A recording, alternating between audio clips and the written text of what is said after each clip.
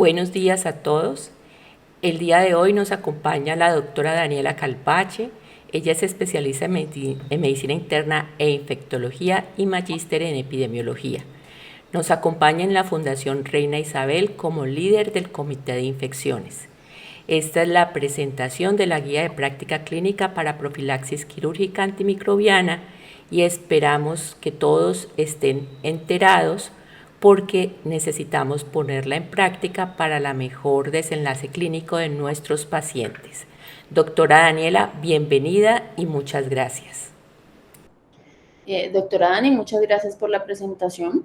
Pues tal como la doctora les acaba de mencionar, el día de hoy les voy a socializar la guía de práctica clínica institucional para la profilaxis quirúrgica antimicrobiana que hemos desarrollado para la Fundación Reina Isabel. Para efectos de esta guía se tomarán las definiciones propuestas por el Instituto Nacional de Salud y la guía de profilaxis antimicrobiana prequirúrgica de la Sociedad Colombiana de Infectología. Se define el procedimiento quirúrgico como aquel en el que se realiza al menos una incisión a través de la piel o la membrana mucosa o la reintervención a través de la incisión que se dejó abierta durante un procedimiento quirúrgico anterior y se realiza en un quirófano. Como infección del sitio quirúrgico se definen aquellas adquiridas durante o posterior a la atención del parto o la realización de una cirugía, mientras se trata de una condición clínica y que usualmente involucra el área corporal donde se realizó el procedimiento y la herida quirúrgica. Según las definiciones propuestas por los CDC, las infecciones de sitio quirúrgico se clasifican como, en primer lugar, incisional superficial, la que afecta solo la piel o el tejido subcutáneo de la incisión, y esta a su vez se clasifica como primaria si es identificada en una incisión primaria en un paciente con una o más incisiones, o secundaria si es identificada en la incisión secundaria en un paciente que se ha sometido a una operación con más de una incisión. En segundo lugar, se encuentran las incisionales profundas, definidas como las que afectan la fascia y o las capas musculares, y estas a su vez también se clasifican como primarias o secundarias. Y en tercer lugar, se encuentran las infecciones de sitio quirúrgico órgano-espacio, definidas como las que abarcan cualquier parte del cuerpo abierta o manipulada durante el procedimiento, excluyendo la incisión en piel, fascia o las capas musculares, que corresponden a los otros tipos de infección de sitio operatorio. Las infecciones del sitio quirúrgico constituyen la segunda causa más frecuente de infecciones asociadas a la atención en salud o IAS a nivel global y representan la principal causa de IAS en países de ingresos bajos y medianos, con tasas de incidencia entre 1.2 y 23.6 por cada 100 procedimientos realizados, mientras que en países desarrollados oscilan entre 0.9% y 17.2%. En Colombia, durante el año 2023 se identificaron 4.248 casos al CIVIGILA, con 3.417 confirmados clínicamente y 831 confirmados por laboratorio, lo que refleja un aumento del 10% respecto a 2022 y del 30% frente a 2021, alcanzando una incidencia nacional del 0.5 por cada 100 procedimientos médico-quirúrgicos realizados. La profilaxis quirúrgica antimicrobiana se encuentra incluida dentro de un conjunto de estrategias que reducen el riesgo de infección de sitio quirúrgico y está condicionada por el tipo de cirugía, la presentación de factores de riesgo y el tipo de herida quirúrgica. Es importante recordar la clasificación de las heridas quirúrgicas como las limpias, cuando se realiza una incisión quirúrgica no infectada en la cual no se evidencia inflamación en un procedimiento sin disrupción de la técnica estéril y durante el cual no se ingresa tracto respiratorio, digestivo o genitourinario. Las heridas limpias contaminadas son aquellas en las que se realiza una incisión quirúrgica con ingreso al tracto respiratorio, gastrointestinal o genitourinario bajo condiciones controladas y sin contaminación inusual. Las cirugías que involucran tracto biliar, apéndice, vagina y orofaringea, que son la mayoría de las realizadas en la institución, se incluyen en esta categoría siempre y cuando no haya evidencia de infección o de disrupción de la técnica estéril. En tercer lugar, las heridas se consideran contaminadas cuando se realiza una incisión quirúrgica en la que hay disrupción importante de la técnica estéril o un derrame importante del tracto gastrointestinal o una incisión en la que se encuentra inflamación aguda no purulenta. Las heridas traumáticas abiertas recientes también entrarían en esta categoría. Y por último, se consideran heridas sucias cuando se realiza una incisión quirúrgica en la que hay perforación de vísceras o se encuentra inflamación purulenta o tejido desvitalizado. Las heridas traumáticas con retraso en el tratamiento y en las que hay infección clínica previa también entrarían en esta categoría. La administración de profilaxis quirúrgica antimicrobiana también estará condicionada a la presentación de diversos factores de riesgo. Estos factores de riesgo pueden estar relacionados con el paciente, como el estado de salud general determinado por medio de la clasificación ASA, las complicaciones asociadas a la patología quirúrgica y factores no modificables como son la edad, la presencia de diabetes, antecedentes de radiación y o infecciones de la piel y tejidos blandos, y modificables como el control de la glucosa en sangre, obesidad, hipoalbuminemia y o desnutrición, tabaquismo, consumo de inmunosupresores y colonización nasal por Staphylococcus aureus. Estos factores de riesgo también pueden estar relacionados con el procedimiento quirúrgico, dependiendo de la duración del procedimiento, las pérdidas sanguíneas, la técnica quirúrgica, complicaciones intraoperatorias y la preparación preoperatoria de la piel. Así también es importante establecer el momento óptimo para la administración de la profilaxis quirúrgica antibiótica y tener en cuenta la farmacocinética y la farmacodinámica de los antibióticos profilácticos con la finalidad de ajustar su dosificación.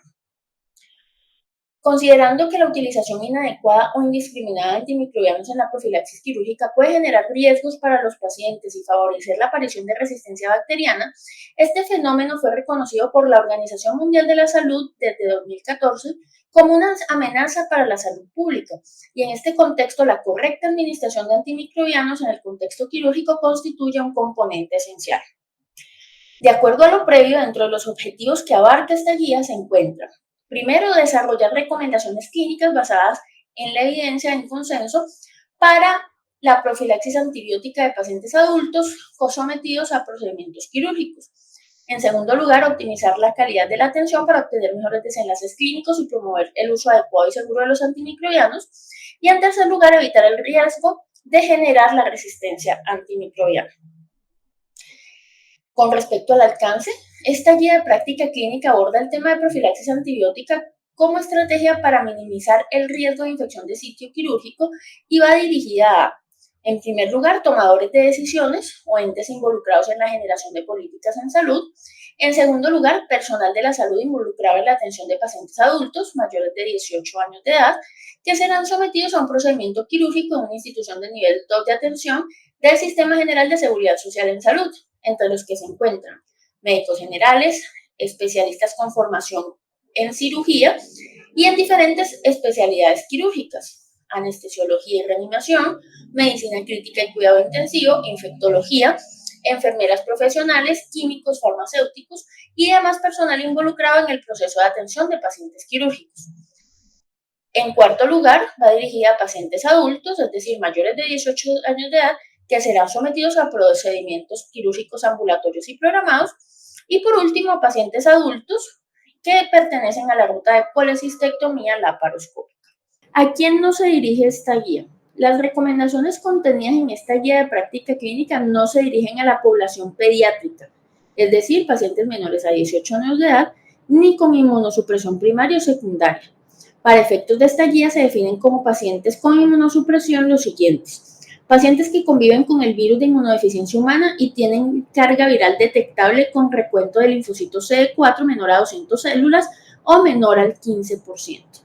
Pacientes con enfermedades autoinmunes, principalmente lupus eritematoso sistémico, espondilitis anquilosante, artritis reumatoidea avanzada y psoriasis, que están en tratamiento activo con inmunosupresores, terapias biológicas o terapias CAR-T. Pacientes con neoplasias sólidas o hematológicas en tratamiento activo con quimioterapia o inmunosupresores o terapias biológicas o terapias CAR. Pacientes receptores de trasplante de médula ósea o de órgano sólido en tratamiento con inmunosupresores o terapias biológicas. Pacientes con enfermedades neurodegenerativas tipo esclerosis múltiple, polineuropatía severa, SELA, en tratamiento con inmunosupresores o terapias biológicas. Pacientes que reciben terapia diaria con esteroides a dosis mayores a 20 miligramos de prednisona o su equivalente durante más de 14 días, pacientes con asplenia o anemia de células falciformes que no se encuentren vacunados, pacientes con malnutrición, definida como obesidad de grado 3 o desnutrición severa, pacientes con diabetes mellitus no controlada, es decir, con control glicémico, los pacientes que se encuentran con control glicémico adecuado al momento de la cirugía, a pesar de ser diabéticos o tener hemoglobina glicosilada fuera de metas, pudieran ser una exclusión a este tipo de pacientes, y pacientes con síndrome nefrótico. Por otro lado, tampoco se dirige a pacientes con falla renal crónica en hemodiálisis que no se vayan a someter a procedimientos menores susceptibles de anestesia local, y en este caso se requerirá previo aval de nefrología o medicina interna, pacientes con cirrosis hepática Type B y C, pacientes politraumatizados, pacientes con enfermedades que comprometen la integridad de la barrera cutánea, es decir, psoriasis, grano quemado, eritrodermia, radioterapia con compromiso en piel. La población previamente descrita debería ser manejada quirúrgicamente en instituciones de alta complejidad según corresponda. Esta guía de práctica clínica tampoco incluye las intervenciones diferentes a la profilaxis quirúrgica antimicrobiana para la prevención de la infección del sitio operatorio, como lo son control de glicemia, control de temperatura, oxigenación, preparación antiséptica de la piel, remoción del vello, soporte nutricional, entre otros. Estas serán abordadas en una guía que estará realizada para tal fin, que será la guía de prevención de infección de sitio operatorio, la cual les socializaremos en aproximadamente un mes. Para el desarrollo de la presente guía se siguieron los lineamientos presentados en la guía metodológica de adopción y adaptación de las guías de práctica clínica basadas en evidencia del Ministerio de Salud y Protección Social de Colombia, y adicionalmente se tuvo en cuenta la política para la elaboración de adopción y adaptación de las guías de práctica clínica de la Fundación Reina Isabel, como se describe a continuación. El grupo desarrollador se conformó por 6 miembros entre expertos temáticos y metodológicos, un especialista con formación en epidemiología, medicina interna e enfermedades infecciosas de adultos, un especialista con formación en cirugía de adultos y cuidados intensivos, 2 profesionales en medicina y un profesional en instrumentación quirúrgica con experiencia en desarrollo de guías de práctica clínica, revisiones sistemáticas de la literatura, síntesis y calificación de la evidencia y procesos participativos, y un profesional en química farmacéutica. A continuación, se realizó la búsqueda sistemática de guías de práctica clínica orientada a identificar guías relacionadas con el alcance de la presente guía, publicadas entre 2015 y 2025 sin restricción por idioma. En primer lugar, se descartó la existencia de una guía de práctica clínica relacionada con la administración de profilaxis antibiótica prequirúrgica en el repositorio institucional de guías de práctica clínica del Ministerio de Salud y Protección Social. Por lo tanto, se procedió con la búsqueda sistemática de guías de práctica clínica basada en la evidencia en los portales de las sociedades científicas de Colombia mediante el enlace que pueden observar en verde en la parte superior de la pantalla. Principalmente se tuvieron en cuenta la Asociación Colombiana de Infectología y las sociedades quirúrgicas afines a los procedimientos realizados en la institución, tales como Asociación Colombiana de Cirugía, Asociación Colombiana de Otorrinolaringología, Cirugía de Cabeza y Cuello y Maxilofacial y Estética Facial, Sociedad Colombiana de Cirugía Ortopédica y Traumatología, Asociación Colombiana de Mastología y Sociedad Colombiana de Urología. En la búsqueda también se incluyeron sitios web de los diferentes organismos compiladores y desarrolladores de guías de práctica clínica propuestos en el instructivo del Ministerio de Salud y Protección Social. Y adicionalmente se finalizó la búsqueda en bases de datos como PubMed, Lilac, Trip Database, epistemónicos, mediante estrategias de búsqueda adaptadas para cada motor de búsqueda utilizando operadores booleanos de truncamiento y de proximidad, términos en texto libre y vocabulario controlado. Se emplearon términos MESH como antibiotic profilaxis, antimicrobial profilaxis, antibiotic surgical profilaxis y términos DEX como profilaxis antibiótico según correspondiera. Una vez obtenidos los resultados de la búsqueda, se realizó la tamización primaria de referencias por título y resumen, seleccionando las correspondientes a guías de práctica clínica o recomendaciones basadas en evidencia que abordaron el tema definido en el alcance de la presente guía. Posteriormente, un revisor realizó la tamización secundaria en texto completo de las referencias seleccionadas en el paso anterior, empleando la herramienta 7 modificada que se propone en la guía metodológica de adopción y adaptación de guías de práctica clínica basadas en evidencia del Ministerio de Salud y Protección Social de Colombia. Las guías de prácticas clínicas seleccionadas luego de la tamización secundaria fueron sometidas a evaluación de calidad con la herramienta GRIS por parte del revisor clínico y metodológico.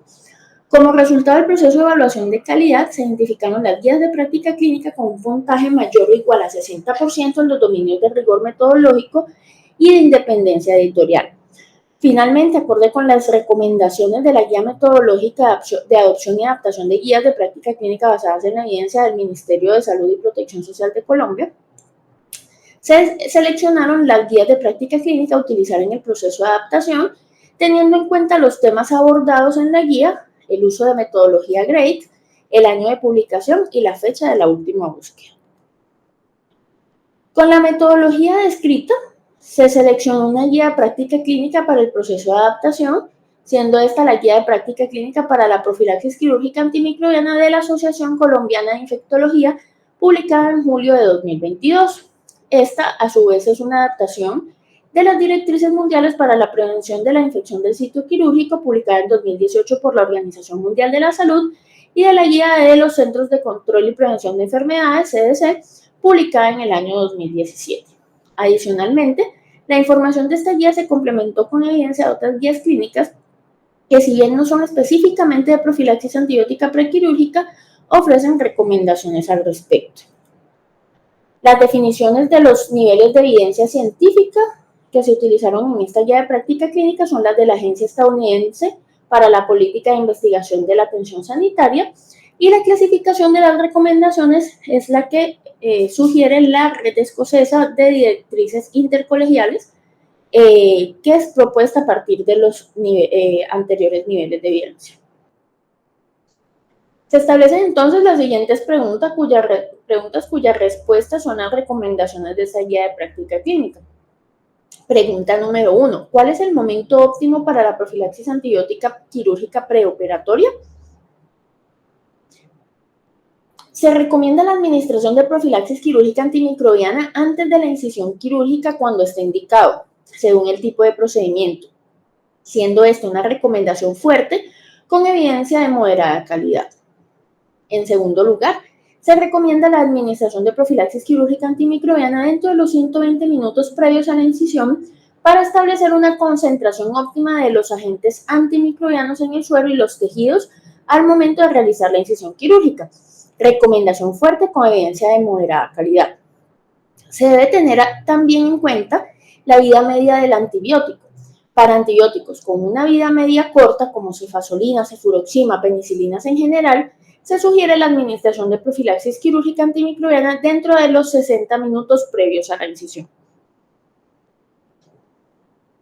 En esta tabla mostramos la dosis, vida media y tiempo de redosificación de antibióticos utilizados en la profilaxis quirúrgica. De la redosificación hablaremos más adelante, pero por ahora quiero que hagamos énfasis en precisamente las dosis y la vida media de estos antibióticos. Para cefazolina sería 2 gramos, con una vida media de 1.2 a 2.2 horas, cefuroxima 1.5 gramos, con una vida media de 1.2 a 1.9 horas, vancomicina, la dosis es 15 miligramos por kilo, con una vida media de 6 horas, clindamicina, la dosis 900 miligramos, con vida media de 2.5 a 3.5 horas, metronidazol 500 miligramos, con vida media de 7 horas, y gentamicina 5 miligramos por kilo, con vida media de 1.5 a 2.5 horas. Hay que tener en cuenta que estas dosis se aplican en pacientes con función renal conservada y a partir del momento de la administración de la profilaxis preoperatoria. Como puntos de buena práctica clínica se debe considerar la administración de profilaxis quirúrgica antimicrobiana en la cirugía contaminada, en la cirugía limpia contaminada, en la cirugía limpia con colocación de implante o prótesis, o limpia en casos de herniorrafia o hernioplastia con factores de alto riesgo de infección, como lo son edad mayor a 70 años, inmunosupresión, clasificación ASA mayor a 3 o procedimientos con duración mayor a 2 horas. Para el caso de las heridas sucias, más que profilaxis, se debe considerar tratamiento antimicrobiano del foco infeccioso según las guías de manejo empírico de infecciones. Debe tenerse además en cuenta el tiempo de infusión de cada antibiótico de acuerdo a lo descrito en esta tabla. Y una vez la infusión de los antimicrobianos termine, el cirujano tendrá entre un mínimo 15 minutos a máximo 60 minutos para hacer la incisión en piel o mucosa según la cirugía. En esta tabla observamos los tiempos de infusión recomendados para cada antibiótico y de realización de la incisión. Por ejemplo, para el caso de cefazolina, el tiempo de infusión del antibiótico es de 5 minutos, para ceftriaxona de 30 minutos, para metronidazol de 60 minutos, clindamicina 10 minutos, aztreonam 20 minutos, meropenem 5 minutos, ampicilina sulbactam 10 minutos, y en los casos en los que se requiera vancomicina, de 1 hora si la dosis es hasta de 1 gramo, de 90 minutos si es hasta de 1.5 gramos, y 120 minutos si la dosis es hasta máximo de 2 gramos. En todos estos casos, el tiempo mínimo para realizar la incisión es después de haber pasado los 15 minutos tras la finalización de la infusión y como máximo 60 minutos.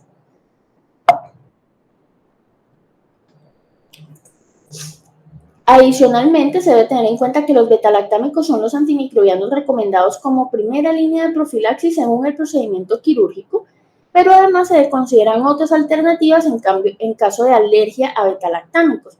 Los antimicrobianos y las dosis sugeridas las presentaremos más adelante. En profilaxis compuestas que requieran vancomicina, esta deberá administrarse de primera según el tiempo de infusión recomendado de acuerdo a la dosis. Inmediatamente después de terminada la infusión de vancomicina, se administrará el betalactámico en el tiempo de infusión recomendado y una vez acabe la infusión, se debe esperar entre mínimo 15 minutos para hacer la incisión y el cirujano tendrá hasta 60 minutos para realizarla. Se recomienda además ajustar la dosis de antibiótico profiláctico según el peso del paciente. Para el caso de cefazolina, 2 gramos si el paciente pesa menor a 120 kilos y 3 gramos si pesa más de 120 kilos. La dosis para vancomicina se mantiene en 15 miligramos kilo y para gentamicina en 5 miligramos kilo, esto en el caso de pacientes adultos. En pacientes con obesidad se recomienda utilizar el peso ideal más el 40% del exceso de peso para hacer el cálculo de las dosis de antibióticos. Se debe además considerar administrar una dosis adicional de profilaxis quirúrgica antimicrobiana intraoperatoria o redosificación para mantener una concentración óptima de los antimicrobianos en suero y tejidos hasta el final del procedimiento quirúrgico en los siguientes casos. En primer lugar, procedimientos prolongados que superen más de 2 vidas medias del antibiótico profiláctico, infundido inicialmente, medidas desde el momento en el que se administró la dosis preoperatoria.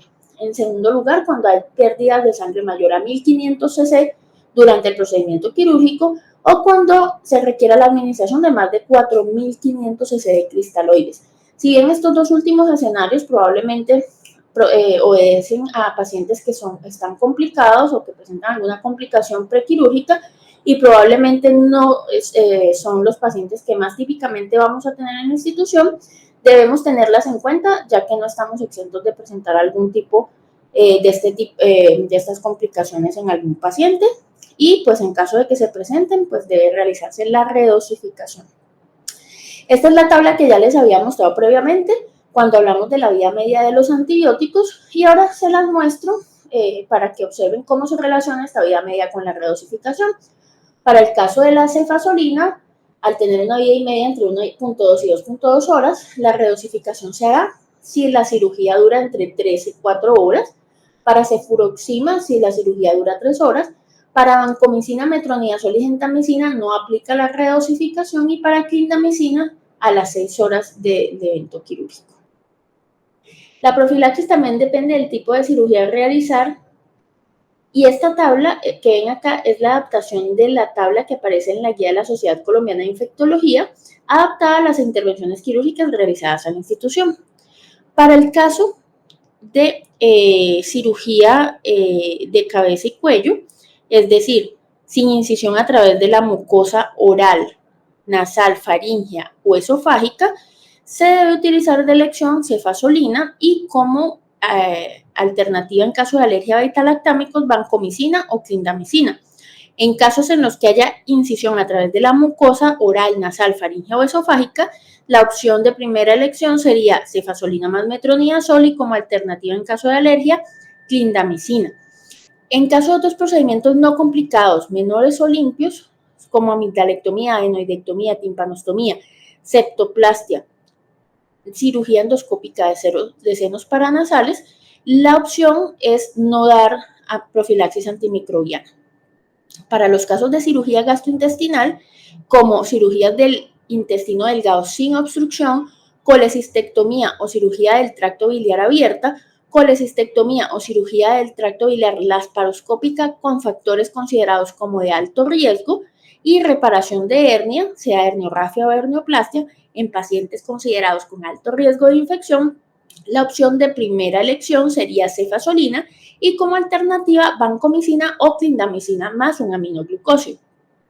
Es importante tener en cuenta cuáles son estos factores considerados de alto riesgo. Los factores de alto riesgo de infección considerados para colecistectomía son procedimiento quirúrgico no programado, edad mayor a 65 años, diabetes, clasificación ASA mayor a 3, ictericia obstructiva, coledocolitiasis, colangitis, colecistitis aguda, vesícula biliar no funcional, un episodio de cólico biliar en los 30 días previos al procedimiento, manipulación de prótesis en la vía biliar, procedimiento con duración mayor a 2 horas, ruptura intraoperatoria de la vesícula o paso de colecistectomía laparoscópica a colecistectomía abierta. Por su parte, los factores de riesgo de infección considerados para reparación de hernias son edad mayor a 70 años, inmunosupresión, clasificación ASA mayor a 3 o procedimientos con duración mayor a 2 horas. En casos de cirugía ortopédica, la reducción de fractura cerrada con material de osteosíntesis, artroplastias, se utilizará como antibiótico de primera elección cefazolina o como alternativas vancomicina o clindamicina. Para otros procedimientos quirúrgicos de mano, rodilla o pie, sin colocación de material de osteosíntesis con una duración menor a 2 horas, no se recomienda profilaxis antibiótica. Para cirugía urológica, como procedimientos transuretrales o ureteroscopias, se recomienda de primera opción cefazolina y como alternativas vancomicina o clindamicina. Para cirugía ginecológica, de las cuales actualmente solamente se realiza histeroscopia, no se recomienda profilaxis antimicrobiana. Para casos de cirugía de mama, que se realiza únicamente en la institución de resección de lesiones benignas, se recomienda cefazolina como primera opción y vancomicina o clindamicina como alternativas. Y para procedimientos mínimamente invasivos y cirugía menor, se recomienda no aplicar profilaxis antimicrobiana. En el caso de los pacientes de la ruta de colecistectomía laparoscópica que ya vengan con tratamiento antibiótico terapéutico de sus instituciones de remisión, la profilaxis deberá realizarse con este mismo fármaco. Es importante destacar en este caso que pacientes que se encuentren hospitalizados en otras instituciones con infecciones por microorganismos multidrogos resistentes quedarían excluidos de ser atendidos en la institución. Importante tener en cuenta que en los casos de las fracturas abiertas, según la clasificación de Bustillo y Anderson, estos pacientes deberán recibir manejo antibiótico terapéutico entre 24 y 72 horas según la severidad y una vez la fractura abierta es estabilizada, se deberá considerar ya como una fractura cerrada y en caso de requerir un manejo quirúrgico posterior deberá aplicarse profilaxis antibiótica prequirúrgica como una fractura cerrada. Con respecto ya a la segunda pregunta de esta guía, esta sería, ¿se debe administrar profilaxis antibiótica posoperatoria? Como recomendaciones tenemos que se recomienda no prolongar la administración de profilaxis quirúrgica antimicrobiana después de cerrar la incisión quirúrgica. Esta es una recomendación fuerte con evidencia de moderada calidad. Y además se recomienda no prolongar la administración de profilaxis quirúrgica antimicrobiana incluso en presencia de dispositivos de drenaje posoperatorio o sondas uretrales, siendo esto una recomendación condicional con una evidencia de calidad baja. Como punto de buena práctica clínica incluimos que dado que en el escenario de la cirugía ortognática y cardíaca existe controversia y algunos estudios mencionan un beneficio potencial de la profilaxis antimicrobiana, se incluye como punto de buena práctica el uso de posoperatorio de profilaxis prequirúrgica quirúrgica posoperatoria hasta 24 horas después de finalizar el procedimiento, únicamente en escenarios seleccionados que serían para efectos de esta guía y de la institución, únicamente la cirugía ortognática. Para tener en cuenta, en ensayos clínicos controlados se ha demostrado que el uso prolongado de antimicrobianos postquirúrgicos comparados con la dosis única no reduce el riesgo de infecciones nosocomiales ni de infección de sitio operatorio en el escenario de diferentes procedimientos quirúrgicos. Adicionalmente, implica un mayor riesgo de efectos adversos como náuseas, vómito, rash, anafilaxia, desarrollo de resistencia bacteriana, lesión renal aguda, infección por clostridioides difíciles y adicionalmente se asocia con aumento de costos. La tercera pregunta de esta guía es, ¿en pacientes sometidos a cirugía se debe realizar descolonización para Staphylococcus aureus? La recomendación en este caso es que se sugiere la aplicación intranasal preoperatoria de mupirocina en ungüento al 2% en combinación con un baño de clorhexidina al 2% en pacientes sometidos a cirugía, siendo esto una recomendación condicional con evidencia de moderada calidad. Como punto de buena práctica, se indica aplicar mupirocina al 2% vía intranasal 2 veces al día por 5 días preoperatorios y realizar un baño corporal total con énfasis en la zona quirúrgica con jabón de clorhexidina al 2% la noche anterior al procedimiento y la mañana del día del procedimiento. Se propone entonces la implementación de la presente guía de práctica clínica considerando para su gestión la medición de los indicadores que se presentan en esta tabla, los cuales se medirán en forma mensual. Voy a hacer mención de ellos. En primer lugar, administración de la profilaxis, para lo cual tendremos en cuenta el número de pacientes sometidos a procedimiento quirúrgico con administración de profilaxis antimicrobiana sobre el número total de pacientes sometidos a procedimientos quirúrgicos con indicación de profilaxis. Momento de administración, tenemos en cuenta el número de pacientes sometidos a procedimientos quirúrgicos con administración de profilaxis antimicrobiana, en quienes la incisión quirúrgica se realizó entre los 15 y 60 minutos después de finalizar la infusión del antibiótico. Y este sería el numerador y el denominador, el número total de pacientes sometidos a procedimiento quirúrgico con indicación de profilaxis antimicrobiana. También evaluaremos el antimicrobiano administrado, siendo el numerador el número de pacientes sometidos a procedimiento quirúrgico con profilaxis antimicrobiana apropiada, tanto en materia de antibiótico y de dosis, sobre el número total de pacientes sometidos a procedimiento quirúrgico con indicación de profilaxis antimicrobiana. Evaluaremos también la redosificación intraoperatoria, siendo el numerador el número de pacientes sometidos a procedimiento quirúrgico con administración de dosis adicional de profilaxis antimicrobiana intraoperatoria, sobre el número total de pacientes sometidos a procedimiento quirúrgico con una duración mayor a 3 horas. El otro indicador sería la profilaxis posoperatoria, y aquí tendríamos como numerador el número de pacientes sometidos a procedimiento quirúrgico, exceptuando cirugía ortognática, con administración de profilaxis antimicrobiana posterior al cierre de la incisión sobre el número total de pacientes sometidos a procedimiento quirúrgico que no se considere como un escenario seleccionado, es decir, pues que no sean pacientes de cirugía ortognática. También evaluaremos la profilaxis operatoria en escenarios seleccionados, que para este caso sería únicamente la cirugía ortognática, y el numerador sería el número de pacientes sometidos a cirugía ortognática con administración de dosis adicional de profilaxis antimicrobiana por más de 24 horas posterior al cierre de la incisión sobre el número total de pacientes sometidos a cirugía ortognática. Y finalmente evaluaremos la descolonización de Staphylococcus aureus, tomando como numerador el número de pacientes sometidos a cirugía con administración de esquema completo de descolonización, es decir, uso de mupirocina y de clorhexidina, sobre el número total de pacientes sometidos a cirugía. Con el objetivo de facilitar la implementación de la presente guía, se divulgará a todo el personal relacionado con la realización de procedimientos quirúrgicos, incluyendo cirujanos de diversas especialidades, anestesiólogos, médicos generales, instrumentadores quirúrgicos y personal de enfermería del quirófano. Además, estará disponible para su consulta en la intranet institucional. Con respecto al plan de cuidados, se realizó teniendo en cuenta varios dominios. En primer lugar, el de afrontamiento y tolerancia al estrés, en el cual se brindará soporte emocional al paciente y la familia.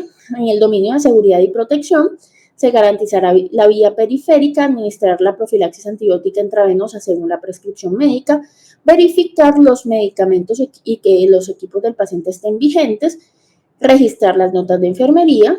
En el dominio de confort se realizará la educación al paciente y al familiar acerca de la limpieza y cuidados preoperatorios y la educación al paciente y la familia sobre los cuidados y recomendaciones postquirúrgicos. Para el seguimiento, es importante tener en cuenta que todos los pacientes requerirán seguimiento telefónico y también se realizará un seguimiento postquirúrgico dentro de los 30 días posteriores a la cirugía y se realizará una cita para el retiro de puntos. Con respecto a la educación al paciente y la familia, se darán indicaciones acerca de mantener una dieta baja en grasa, libre de bebidas alcohólicas, la necesidad de no fumar, no realizar manipulación de heridas ni aplicarse ningún tipo de ungüento o crema, identificar y reportar cualquier signo como fiebre, vómito, dolor que no mejora, cólicos, malestar general. Estos deben ser comunicados a la institución o deberán ser indicación de asistir por el servicio de urgencias y seguir las recomendaciones y las órdenes médicas dadas. Con respecto al marco legal, el presente protocolo es de estricto cumplimiento y su desviación o incumplimiento por parte del colaborador será considerado por la institución como una falta disciplinaria.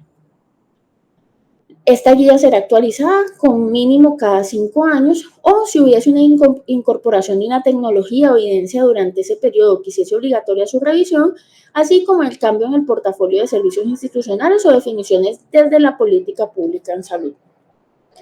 Finalmente, para la medición y evaluación de la adherencia a la guía, se evaluarán básicamente 2 puntos. En primer lugar, evaluación de los tiempos de aplicación de profilaxis antibiótica según las recomendaciones de la guía y los puntos de buena práctica y de evaluación adecuada de la selección del antibiótico según el tipo de cirugía y clasificación de las heridas conforme a las definiciones de la presente guía de práctica clínica. Se evaluará el nivel de cumplimiento de las mismas y se tendrá en cuenta un nivel de adherencia alto si este es del 80 al 100%, medio si es del 60 al 79% y bajo si es menor al 59%. Cabe destacar que todo valor por debajo del 79% requerirá de un plan de acción.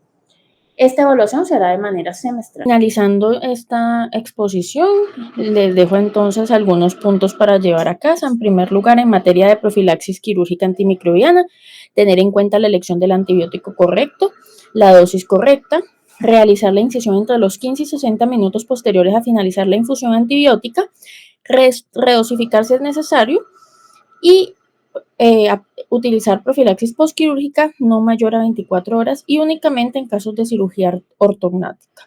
Adicionalmente, es importante decolonizar con clorhexidina y mupirocina en el preoperatorio. Finalmente, les recuerdo que en caso de tener alguna duda, estoy a su disposición. Mi nombre es Daniela Calvache y soy la líder del Comité de Infecciones de la Fundación Reina Isabel. Muchísimas gracias. ¿Por qué tantos de nuestros pacientes eligen la Fundación Reina Isabel IPS? Es sencillo. Para nosotros, la calidad y el servicio humanizado son lo primero. Aquí en la Fundación Reina Isabel IPS nos comprometemos a brindar una atención médica de excelente calidad con un toque personal. Desde el momento en que entran por nuestras puertas, son más que un paciente. Son familia. Cada especialista, cada enfermera, cada miembro del equipo se dedica a proporcionar no solo un excelente tratamiento médico, sino también apoyo emocional. Escuchamos, comprendemos y los acompañamos en cada paso del camino.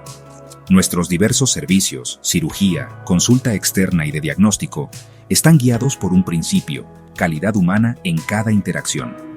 En la Fundación Reina Isabel IPS, todos forman parte de nuestro compromiso con la calidad. El equipo médico, asistencial y administrativo participa de manera activa en todas las estrategias para la mejora continua. En Fundación Reina Isabel